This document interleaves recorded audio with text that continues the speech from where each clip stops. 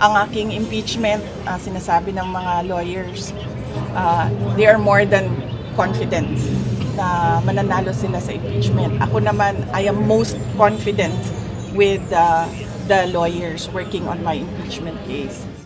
More than confident. Ganito inilarawan ni Vice President Sara Duterte ang kanyang mga abogado sa napipintong impeachment hearing. Ayon sa bise, base sa pakikipagpulong sa kanyang legal team kamakailan, tiwala ang mga ito na mapapanalo nila ang kaso. Hindi na niya idinetalye ang mga paghahanda sa napipintong pagdinig. Ngunit kampante rin aniya siya sa kakayahan ng mga ito base sa kanilang ginagawang trabaho. Hindi ko naman masabi no kung ano yung preparations ng mga abogado sa impeachment. Pero nung pag-uwi ko galing The Hague ay nag-meeting kami dahil isa din yon sa mga inaasikaso ko. At sinabi nila that they are more than confident in winning the impeachment trial, impeachment case.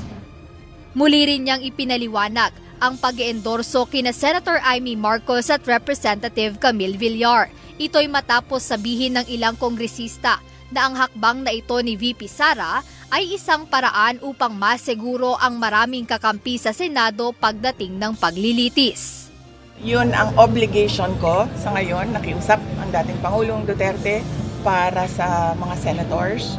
At sinabi ko nga, kaibigan ko, si Senator Amy Marcos at si Senator Camille Villar. Kulang din naman kasi ng dalawang kandidato yung 10 dahil as a voter, tayong lahat ay binigyan tayo ng right to vote for 12 senators.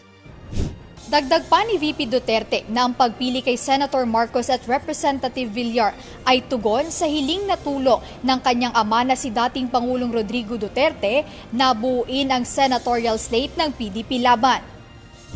Una na niyang sinabi na naniniwala siya na mayroong common vision para sa bayan ang dalawa.